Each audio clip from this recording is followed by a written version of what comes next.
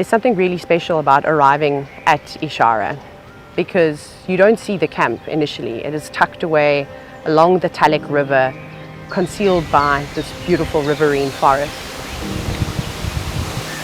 My name is Tayla McCurdy and I am a safari guide. I have been guiding now for 14 years.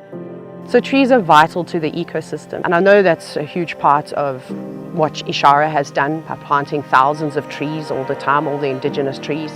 But also they've built the camp in nature. They haven't removed a lot of the trees. When you walk on the walkways, you've got to be careful. You've got to lift your head up, otherwise I have done this. I walked straight into a tree. Even the birds that have arrived here now that are normally quite rare to see, and one of my absolute favorites is the brown-throated wattle-eye. I mean, Narina trogons around every corner, which is really special. It really is a birding paradise. You take a look at the trunk of the tree and you see all the different types of fungi and mosses and lichens growing on it. And within that, it creates a microhabitat.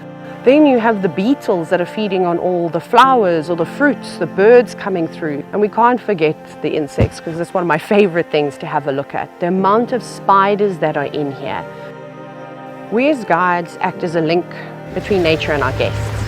And it's quite overwhelming when you first arrive. People don't know what to expect. Just seeing how the landscape starts to change.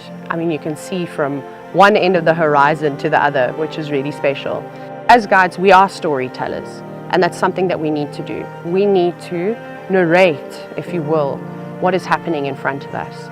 And that's something, surprisingly, that is quite tricky to most people. We are entertainers just as much as we are storytellers, and that's something that we have to remember.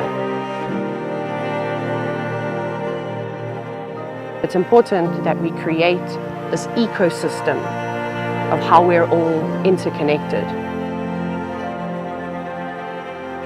You know, we get stuck on elephants and lions and leopards and cheetah, which of course they're in abundance here in the Mara.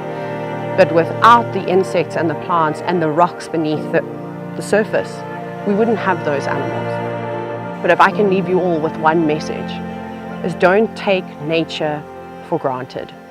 Because we're losing that. We walk past everything. You know, we don't notice the small things. We're so caught up in the concrete jungle. So when you come on a safari experience, be present. Put your phone away.